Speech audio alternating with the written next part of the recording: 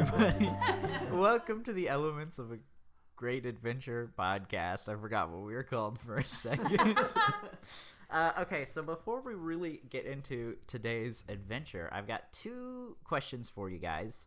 It's been about 3 months since our last, since in universe time, it's been 3 months since you beat the... Oh, frick, what was that called?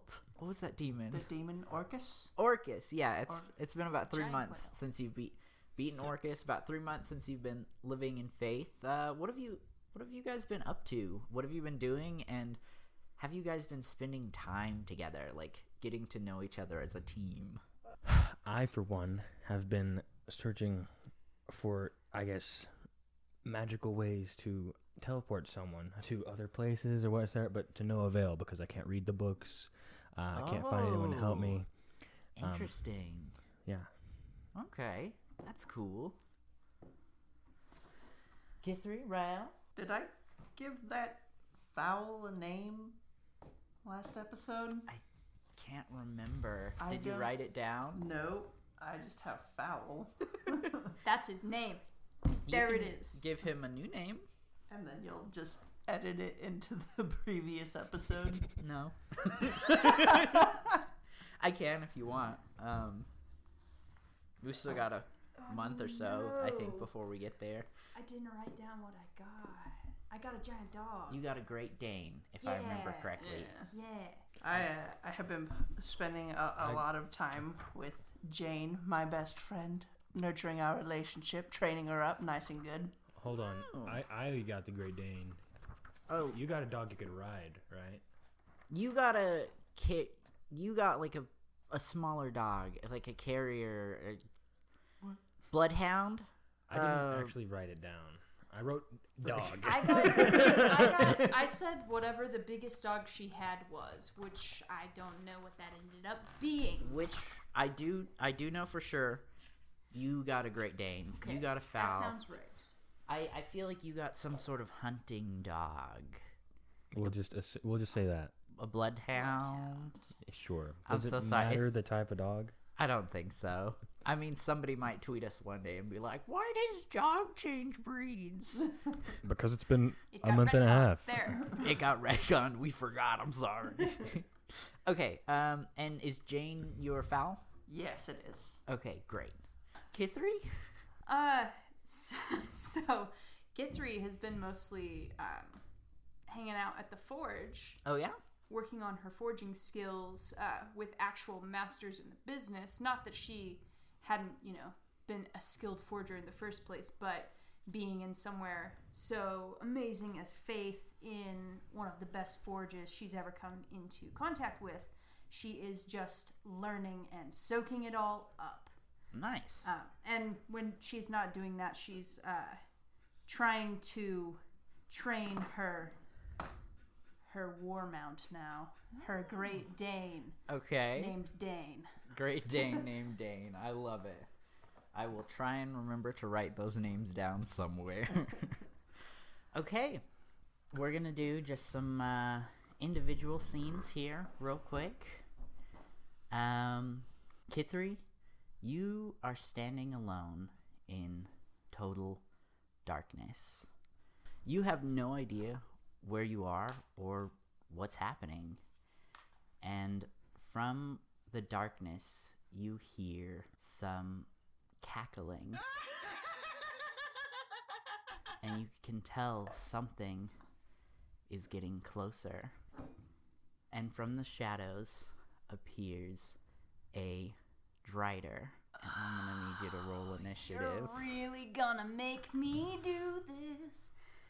You gonna explain for those at home what a Drider is? Yes, a Drider is a horrifying centaur, but instead of a horse, it's a spider. Yep.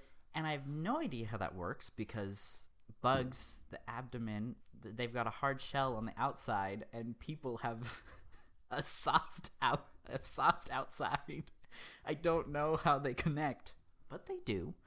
What Male you or get? female? I got a 16. They're female. So you, This is what it looks like. yeah.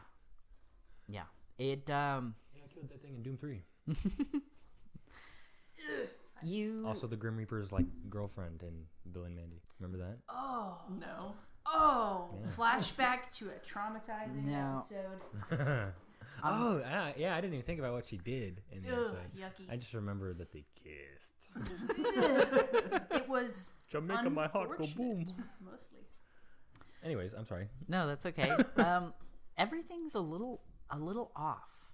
Like, obviously, being in complete darkness is a little unnerving, but even looking at the Drider, it seems blurry, as if maybe it wasn't there, but it is. What's your initiative? 16. 16. Ooh, that was close. It got a 15. Oh! See, I heard cackling and I was immediately on edge. Too many people trying to make fun of me recently for being short and a woman. So, no. As it gets closer, it starts twitching, as if it was fighting against its own body. Oh. And it charges at you. What do you do? So hold on. Is the cackling coming from this creature? Yes, it's like laughing. Okay. Menacingly? It's having a great time. Okay. You get the sense it Twitchy. definitely wants to kill you. Lovely. How far away from me is it? At this point, we'll say about 30 feet. And it is charging. Oh, how tall is it? Jerry. We'll say probably about 8 or 9 feet.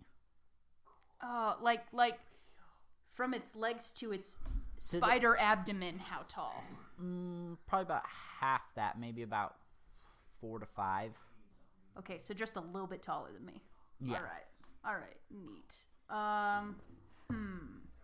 Sorry, this is just gonna take me 1 second. I gotta read all my stuff just to make sure I've got this right. All right. I am gonna dash towards it Okay. and dive underneath it and try to bring my short sword up through its spider abdomen. Okay. Because I can move through spaces of creatures larger than me. Gotcha. You want to roll your attack? Yes. Oh my goodness, it has been so long. So. And this is bigger than me, so I'll get a +1. 16.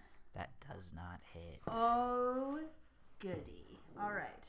I rolled a 16, and that was not enough to hit. That was not. Did you have a bonus on your weapon? Was it close though? Not to hit for damage, but I Gotcha. can expend a superiority die to add to the hit.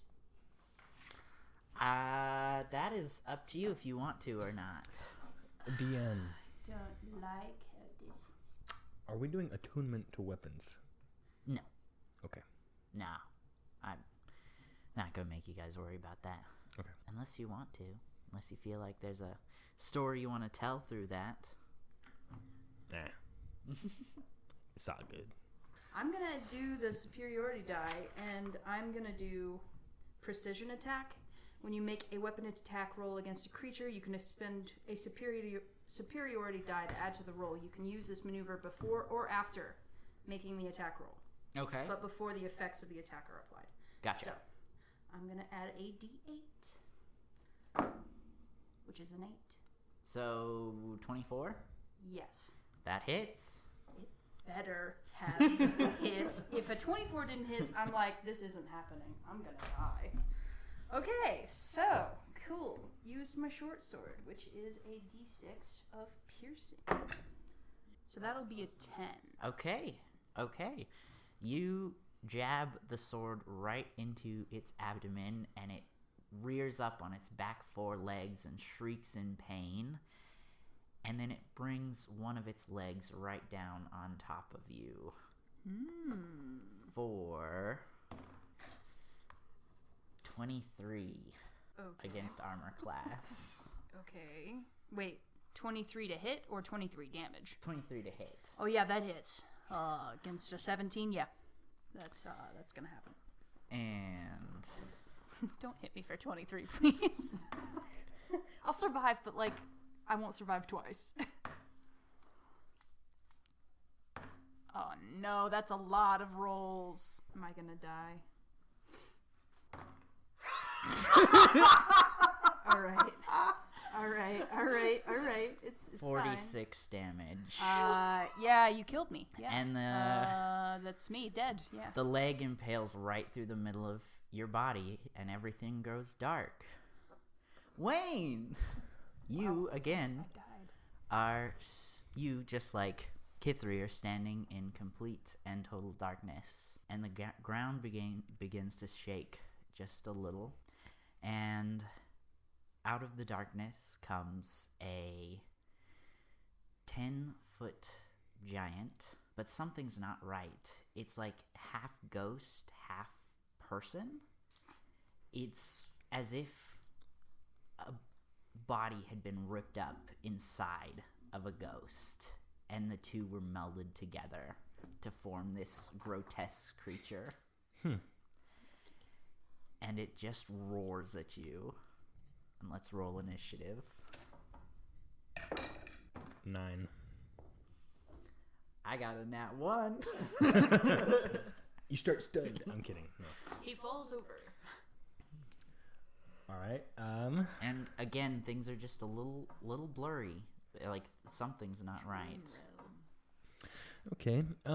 Well, seeing as I don't have too many options, I'm going to take my heavy crossbow, which is a 1d10, and I'm going to try to shoot at some of the solid mass. Okay.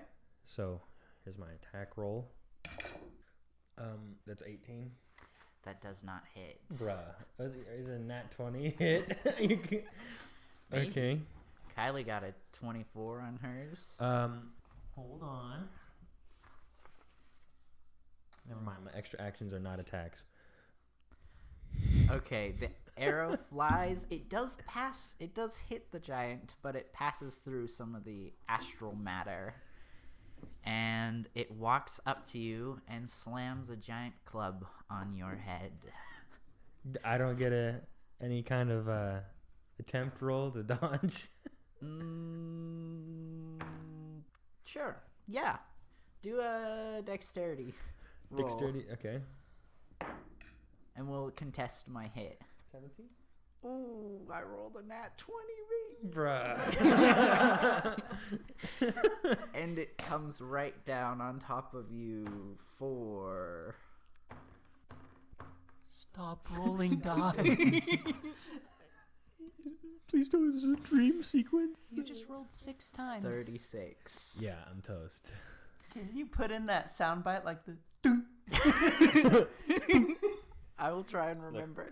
Coconut crack sound from SpongeBob. Rael, you are standing alone in utter darkness, and from the shadows walks out a man. Okay. Wait a sec. He gets a man? Hey, back up. This My one's- man. This one's about to be the worst one. Okay. And he kind of looks at you and he grins and he says, I typically prefer humans, but you will do. And he pulls out a knife and runs towards you. Roll initiative. All right. Is there a mod? Yeah. 12. Oh, I got a 13. Oh, that sucks. Okay. Do I have to roll initiative if I just run away? Yes, because that would be your action. Yeah. Sorry, Okay. bestie. Okay. He runs up. It's a 18 hit. No. Okay. Yes, it does. does. Oh, I trusted you. This whole relationship, it's got to be built on honesty. And he pulls out a knife and goes for the throat. I would like to. I don't know, try to do some sick Neo move and like bend under it.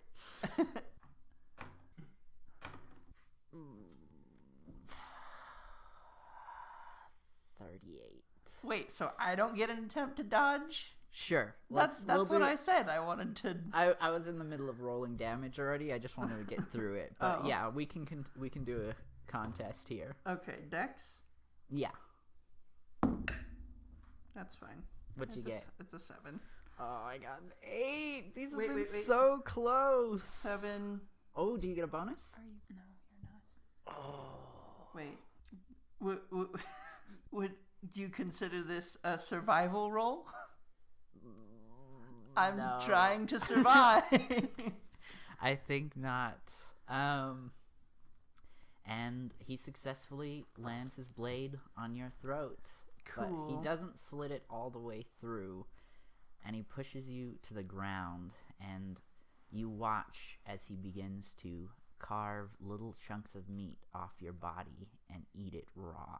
That's yucky.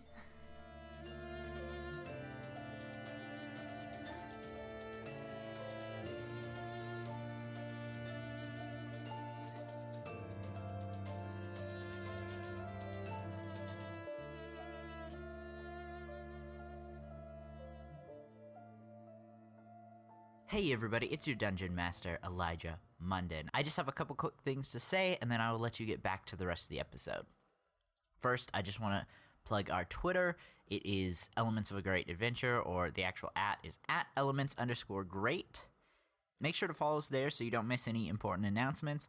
Also, if you want to actually be a part of the show, you can send in name or item suggestions. I've got a lot of really fun things planned in terms of like shops and characters. I would really love for you guys to actually get to be a part of that. Then I want to shout out Rael Alvarez for the use of our theme song and Shiboru for the amazing cover art they did for us. I'm really pleased with both of their work. If you're interested in buying any content from them, there's links to their Fiverr page in the episode description. Anyway, I'll let you get back to the episode now, but thanks again for listening.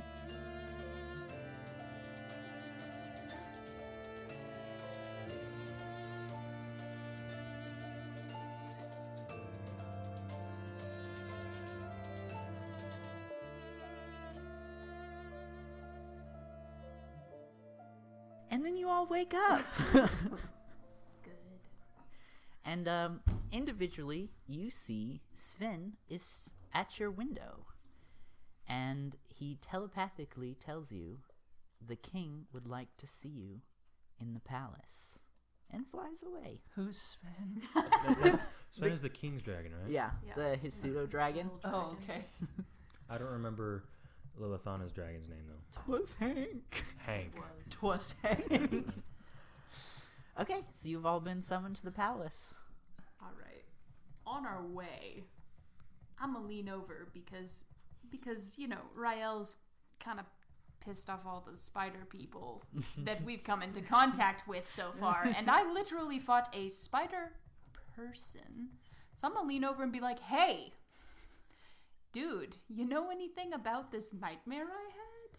Don't look at me, lady. I had a rough night too. Eyes forward, keep walking. Oh, Frank. I blame you. I'm not gonna lie, I got a bit of a headache and a crick in my neck.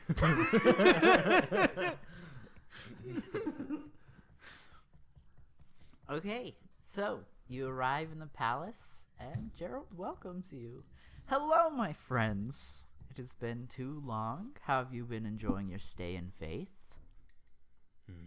It's been good. Good. Pretty great until now. Oh yeah? What happened? The worst night of my life. Seems about right.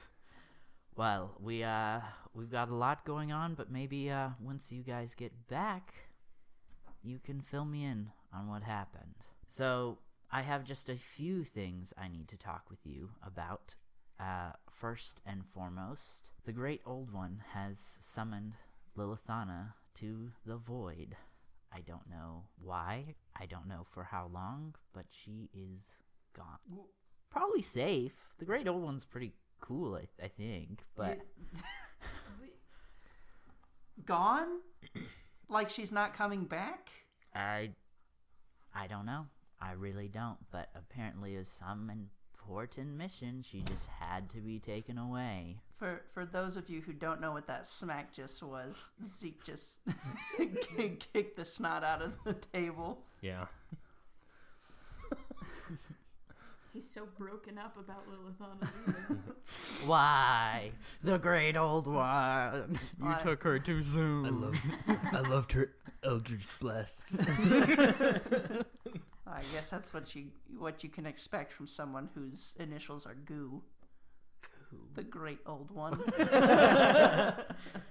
That's wow. Okay, Just wait. call him Goo from now on. The Goo. I wouldn't- imagine a little lightning bolt just shoots out of nowhere and hits you on the ear. The Great Old One is one of the most powerful deities in our realm of existence. Let's maybe not piss it off. Now, I do have some exciting news. I have gifts for each of you. Ragnan, and as he says that, some doors open, and you see the head of the Ethereal Forge, the giant dwarf, walk out carrying 3 large boxes. Yes. And he hands one to each of you. And the king says, Ragnan has worked very hard on these weapons for you. And before you open them, you need to know that these will be soul-bound weapons. And he puts his hand out, and as you've seen him do many times before, his sword appears out of thin air. These weapons, if you choose to accept it, will be forever attached to you. And no matter where you are, you will be able to summon them to you. Didn't you say we weren't doing attunement? Isn't this the same thing? No. Okay, Atonement's like, there might be like a curse or something that you have to go through this process to free it so you can like use the weapon, or else there's like a negative effect. Okay, sorry. I was just No, smiling. that's 'cause okay. I was like, bruh, did you just straight up lie to me? I'm the DM. I'll lie as much as I need to.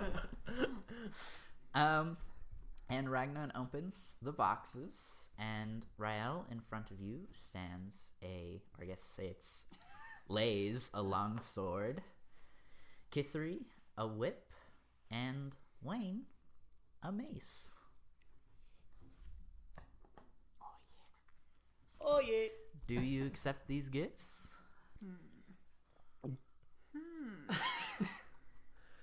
Yes. Yes. Yes. Great. Ragnar kind of looks at Kithri and is like, I worked really hard on this one. All right. I trust you. Yes. And took blood samples last night. you grab the weapons, and you are each stricken with immeasurable pain. Yep. You all kind of fall to the ground, and the king bends down, kind of gets on a knee, and he's like, I'm really sorry. I try not to warn people because it's a very painful process.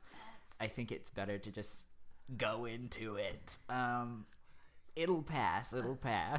This is so much worse than my dream last night. I want to die. This is real life. You see why I hesitated? I've been working with this man in this forge for a very long time now. Feels like somebody made me swallow a sword and slap me on the back.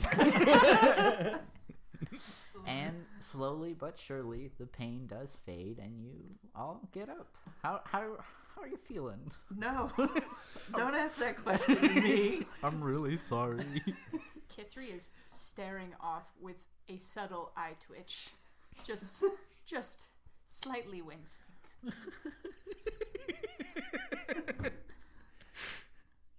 Okay. I'm all right now.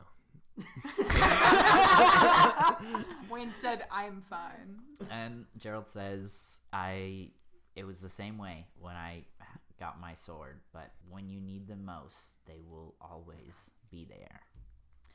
And he walks up and sits on his throne, and he says, I have your first mission. You guys, you ready? Do you think, well, can you guys swim? Now we need the light. Not very quickly. Rael? Yeah, I can swim. Wayne? Yes. Perfect. The merfolk of the Silver Sanctuary have requested our aid. I don't know all of the details, but it's some sort of transport mission. They would not tell me what it is, but it is incredibly important to them. So, I'm sending you guys underwater. But you will each receive a cap of water breathing and a strength potion that will hopefully make this a little bit easier of a process. This journey should take you roughly about 4 or 5 days. The potion should last about that long. I will send extras just in case. So the way it's going to work is you will get a ship. They will take you out to a location where the merfolk have given us, and you will meet up with a group of them who will then transport you to the Silver Sanctuary. Any questions? Works for me. All right. Wait, we got a cap of water breathing And a strength potion, and a strength potion. which will just help negate the fact that you're underwater. So we'll just not. Also, you will need to use the seal to prove that I have sent you, that you're not just some random group of people who showed up in their waters. And we're gonna head to the bay now, but there's, like I mentioned, a ship there for you. It was built specifically for your group. And be thinking of names. I'm gonna let the three of you name it. Don't have to tell me now, but maybe by the time you get back from this mission.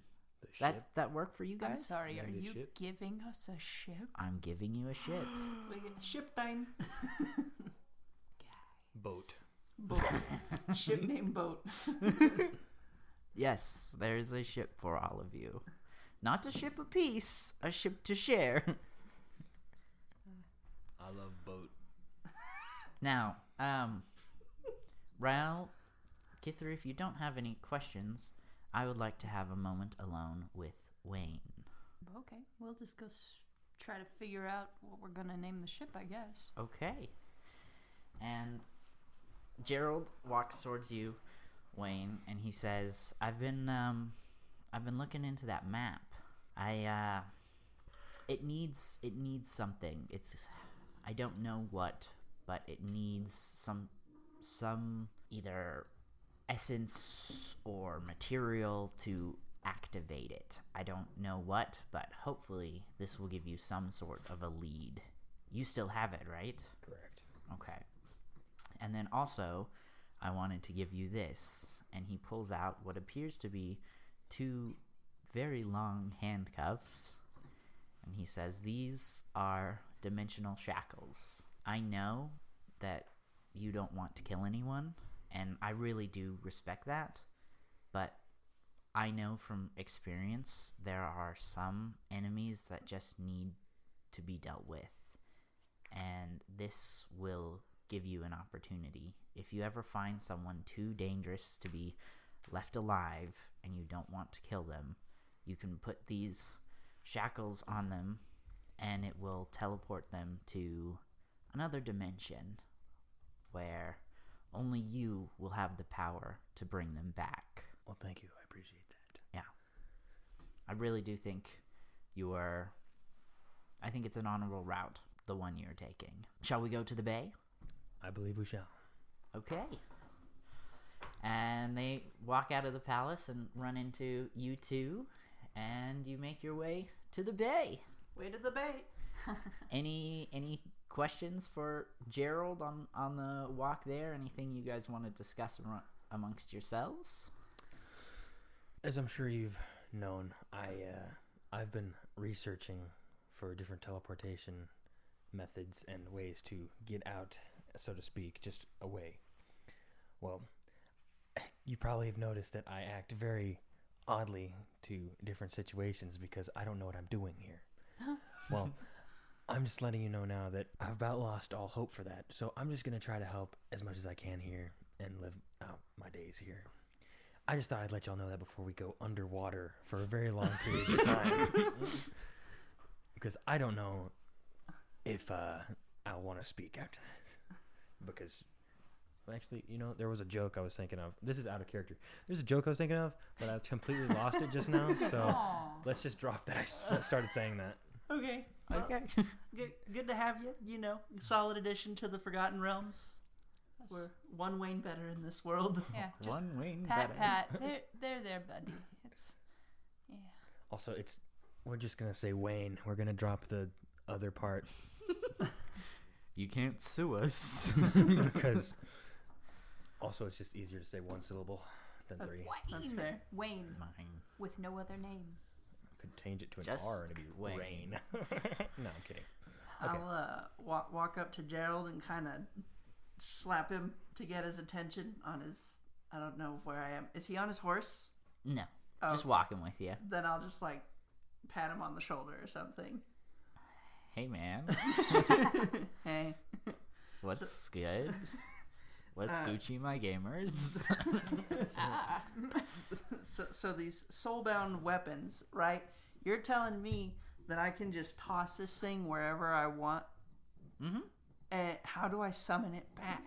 Just put your hand out and imagine you wanting it back. Like, imagine it in your hand, and it will be there.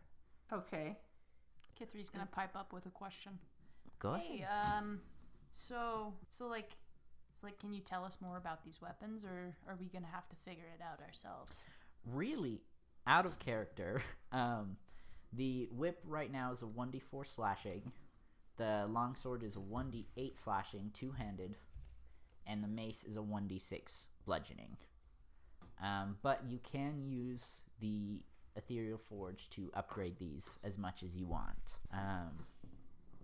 And Wayne, if you want to basically combine your two maces, you can talk to Ragnar, and he might be able to help you out with that. Like, basically taking the magical effects of the Mace of Terror, if you want.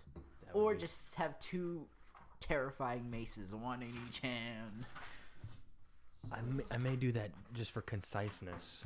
Yeah. That was in character, and you were talking to me out of character. Sorry. No, that's okay. So they're basically just what they are. Yeah. In the Right weapon now, store. I wanted to leave them as like a blank slate, so you guys could upgrade them however you wanted. Turn them into your dream weapon. But in character, Gerald says, really, they're what they are. It is a whip, a sword, a mace, but they are forever bound to you. And like I said, when you need them most, they will always be there.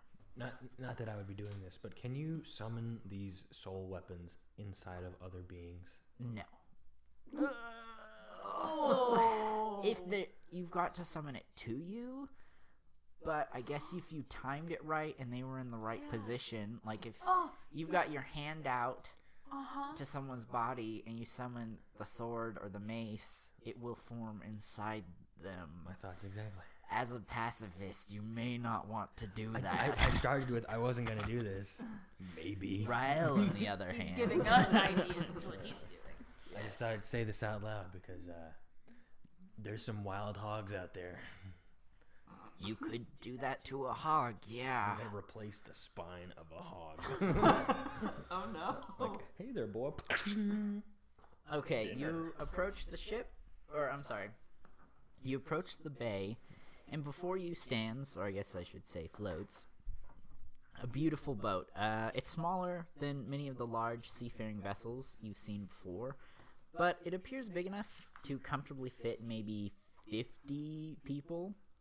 There are cannons sitting on the deck, as well as several openings in the hull for more cannons to shoot from. But as you get closer, the masts begin to open, and instead of sails, a large envelope begins to form, which is the technical term. I did the research on this. Envelope is actually the part of the blimp that makes it fly.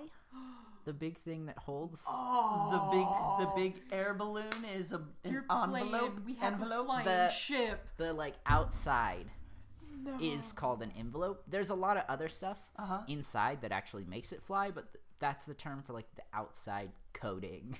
Sorry, I know that's confusing, but I wanted to like get it right. That's wild. Okay, so can I just say I am imagining Airmail. it's no no, but it's the ship from what's it called? Dougal? Stardust.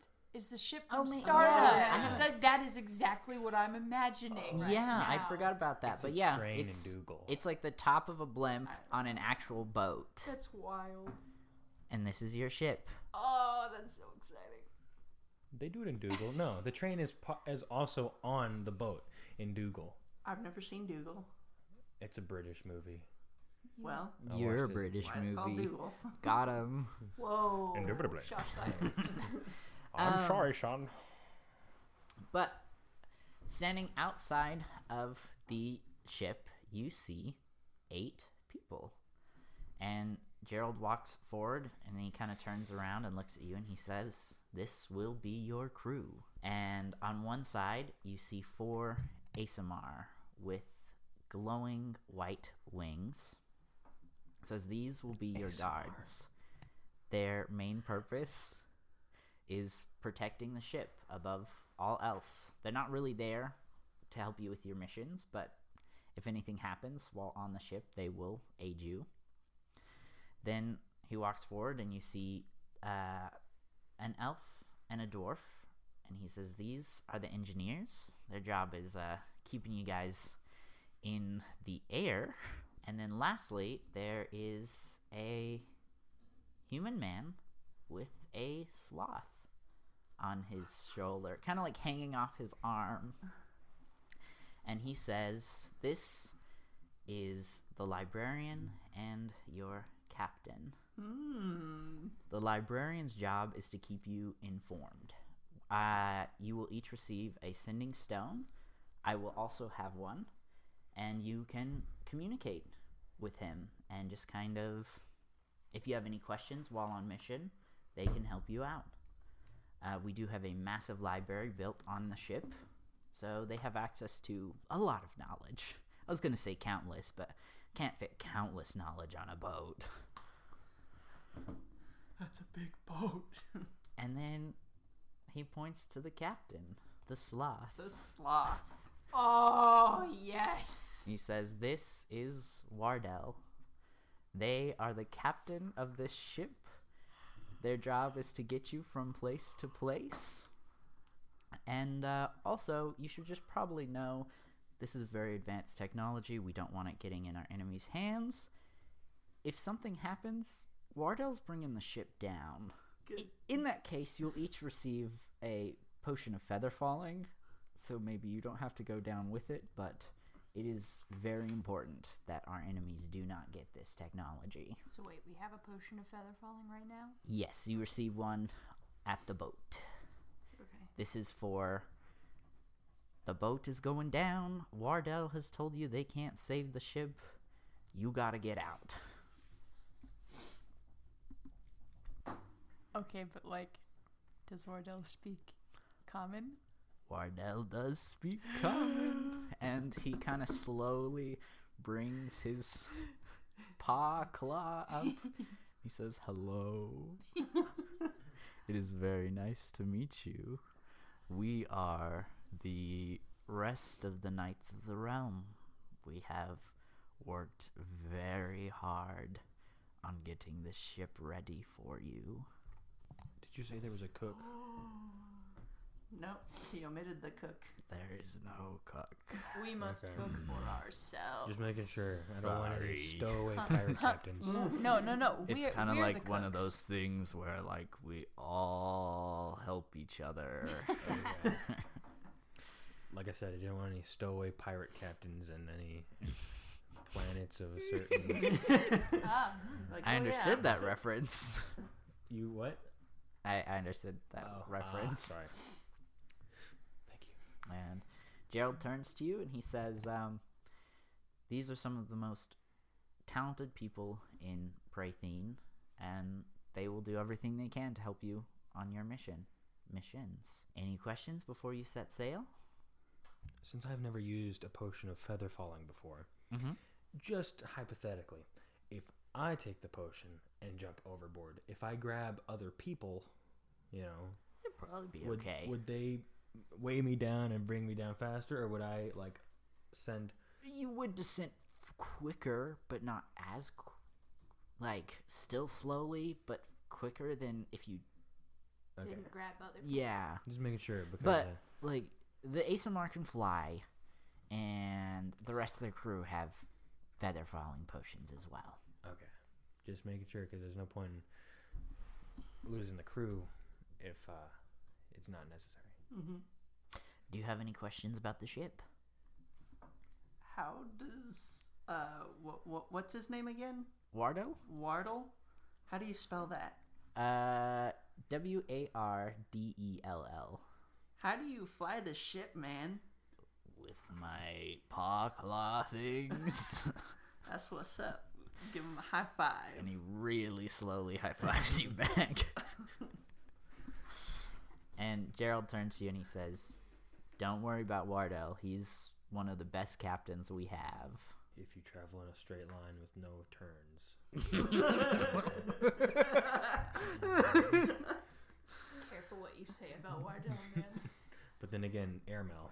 So Airmail. Yeah, sorry, I knew the envelope thing would be a little confusing, but you literally didn't have to say anything. We would have been like, okay. But now we all know what it's called. Yeah, airmail.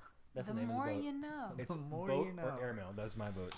Kylie vote that it's 1, 2, 3. The French French poverty. I know that's a reference to something. That was what our group was It's our supposed to be group called. name Oh, in Gloomhaven. Sorry, I thought I'd get that out there. It doesn't have to be what we named it. I just thought it'd be funny to mention. I think it's funny, so it works. Okay. Like I said. Welcome to the French poverty. Not what I imagined, but okay. The ship is not going He's to like, last long. what is French? What? What is the French? I know what poverty is, but You wouldn't get it. I guess not. And Gerald says, "I'm really sorry. I have other things to do, but good luck. I'm proud of you guys, and I'm expecting results. Bye-bye now." And he turns and walks away. And Wardle kind of lifts up a claw and says, all right, crew, let's get going." And they each kind of run up onto the boat. And he looks at you and he's like, "You guys coming?" And the librarian, whose name is Randall, kind of just waves and turns and walks the two of them up.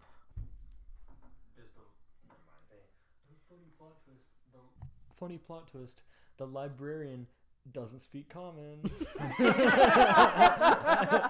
seriously, like you said, he just walks away, and I was like, Funny plot twist. He might be a little shy. The librarian speaks "Aw, soft. I'm gonna run after the librarian and start talking his ear off immediately." Hello? That's not. That's a little Stitches. Just do Zoidberg. Zoidberg? Hello. Hello, humans. Hello, humans. Welcome to my metaverse. Oh no. You all arrive on the ship. As you're standing on the dock, it begins to float into the air towards, I was gonna say the sunset, but we already established that it was just morning 30 minutes ago. Hey. Well, he speaks a little slowly, so maybe it is already. I will say Wardell is a very fast captain. He might be slow on land, but fast in the sky. I run to the edge of the boat and look over as we lift up into the sky. And when we get about 100 feet up, I spit. So I have a question. Yes. Are we traveling by air now and then we go underwater? Because maybe mer people. Are we doing? Oh, I know what we're doing. We're jumping out from super high so that when we hit the water, we keep going down farther, like Minecraft physics. Maybe.